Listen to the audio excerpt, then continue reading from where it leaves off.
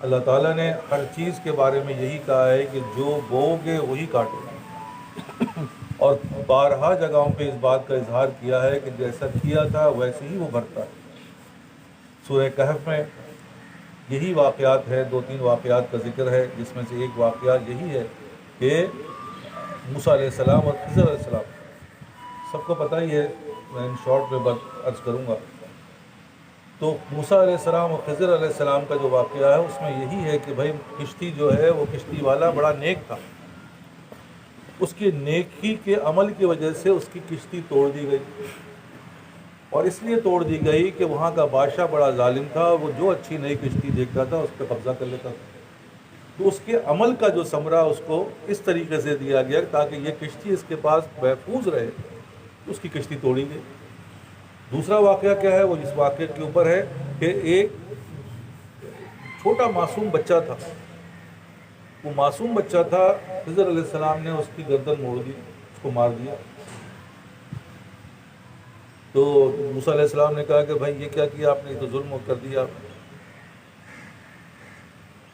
اور موسیٰ علیہ السلام نے یہ بات اس لیے کری کہ ان کے ماں باپ جو تھے وہ نیک تھے، اور یہ بچہ جو تھا یہ ان کے ماں باپ کے آنے والے وقتوں میں ایذا کا باعث بنتا، اس کی وجہ سے انہوں نے اس کو پہلے ہی مار دیا۔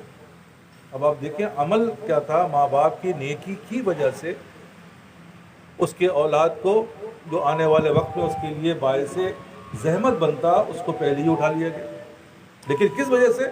عمل کی وجہ سے، کہ نیک ماں باپ تھے۔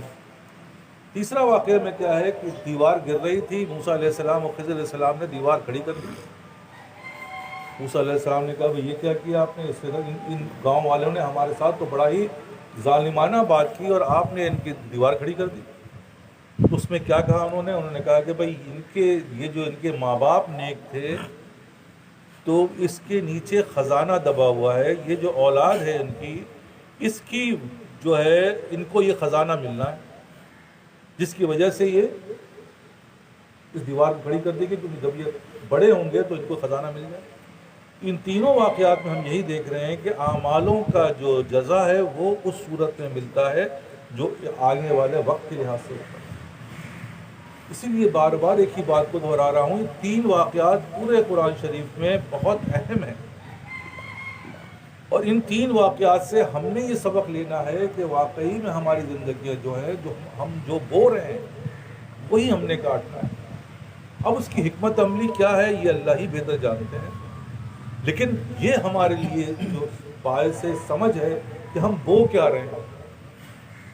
اس لیے بار بار ایک ہی بات سمجھا رہا ہوں کہ ہماری اپنی زندگی میں کامیابی کن صورتوں میں جو ہم بو رہے ہیں، وہ کیا بو رہے ہیں؟ وہ نبی اکرم صلی اللہ علیہ وسلم کے اگر نقش و قدم پہ چل رہے ہیں تو پھر ہم وہ چیز بو رہے ہیں جو ہمارے لیے باعث رحمت بن جاتی ہے اللہ، اور اگر ایسا نہیں ہے تو ہم وہ چیز بو رہے ہیں جو اللہ معاف کرے باعث قہر بن جاتی ہے۔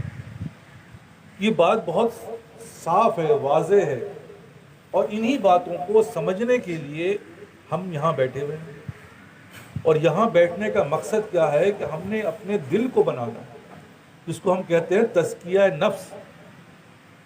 یہ تزکیہ نفس کیا چیز ہے؟ یہ نفس کو بنانے والی بات ہے، کیونکہ جب تک اس نفس کا ختم نہیں ہوگا، جب تک یہ نفس ہمارا کنٹرول میں نہیں آئے گا، اس سے پہلے کوئی بھی چیز ہمیں حاصل نہیں ہو سکتی۔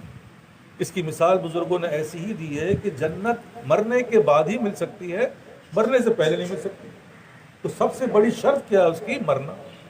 اسی طرح کچھ حاصل کرنے کے لیے اس نفس کو مارنا ہے، جب تک یہ مرے گا نہیں اس وقت تک وہ چیز حاصل نہیں ہو سکتی۔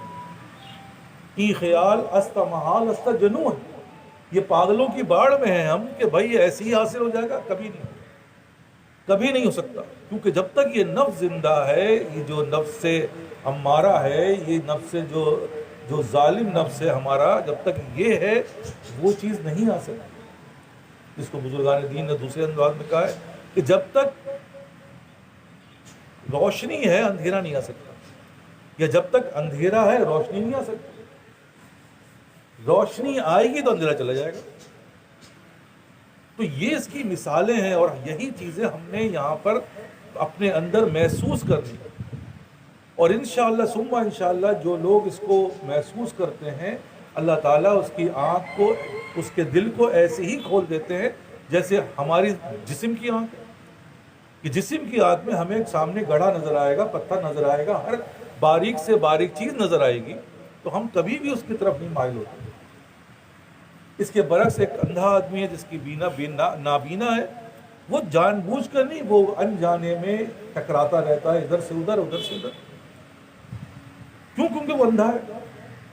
اسی طرح ہم نے اپنی زندگی کا جائزہ لے کر اس نفس کو بنانا.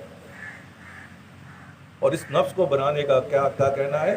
نہیں کوئی اور خواہش میں تیرے در پہ لایا ہوں، مٹا دیجئے مٹا دیجئے، میں مٹنے کے لیے آیا. یہ مٹنا ہی جو ہے یہ قابل بننے کی دلیل ہے. لیکن اگر ہم نہیں مٹتے یہ ہلاکت ہے. تو نفس جو ہے وہ بڑا ہی شاطر ہے، کیونکہ یہ ہمارے اندر فٹ ہے نا. یہ ظاہری اس کی چیزیں نظر نہیں آتی. یہ ایک ایسی چیز ہے جو چھپی ہوئی ہے. اگر جو چیز سامنے نظر آئے اس کا مقابلہ کر لیں. شیطان کا بھی ہم مقابلہ اس لحاظ سے سمجھ سکتے ہیں کہ وہ چیز، جو بھی چیز آئے گی وہ سامنے سے آتی ہے، یا اندر سے بھی آئے گی تو پتہ چلتا ہے نہیں یار یہ بیکار ہے. لیکن نفس کیونکہ اس کا بہکنے میں جو کردار ادا کرتا ہے، وہ اس کو ایسی چیزیں فائدے کی دکھاتا ہے. شیطان اس کو تعویل دیتا ہے اور اس کو وہ ایکسیپٹ کر لیتا ہے، اور ہمیں اس بات پہ قائل کر دیتا ہے کہ بھائی یہ کر لو، اس میں کیا ہے، توبہ کر لیں گے، فلاں کر لیں گے، دھمکا کر لیں گے. تو کہنے کا مقصد یہی ہے کہ بھائی اس نفس کو مارنا، اور اس نفس کو، یہ نفس کا مارنا جو جسے کہتے ہیں سب سے مشکل کام. لیکن ہم اور آپ اس بات پہ مطمئن ہیں کہ ہم تو کامیاب ہو گئے. دیکھیں یہ نفس کیا چیز ہے، آپ کو ٹوپی پہنا دے گا اور آپ کے پینچے دکھا دے گا تقریباً نیچے، کہیں پینچے اٹھا دے گا اور ٹوپی اتار دے گا. یہ کیا چیزیں؟ یہ وہ چیزیں ہیں جو ایک چیز مانے گا، ایک چیز نہیں مانے گا.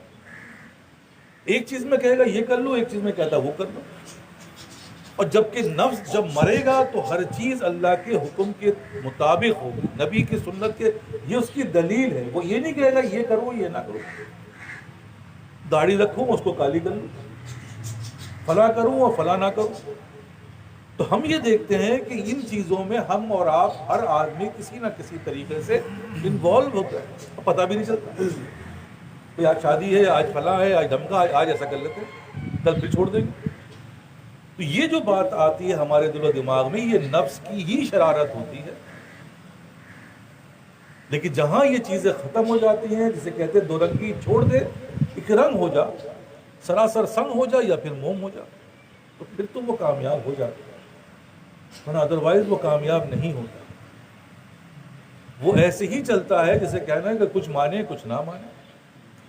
تو رزلٹ کیا آتا ہے؟ رزلٹ وہی ہے جیسے ہم اور آپ، اللہ معاف کرے، بھگت رہے ہیں، نہ تیتر ہے نہ بٹیر ہے.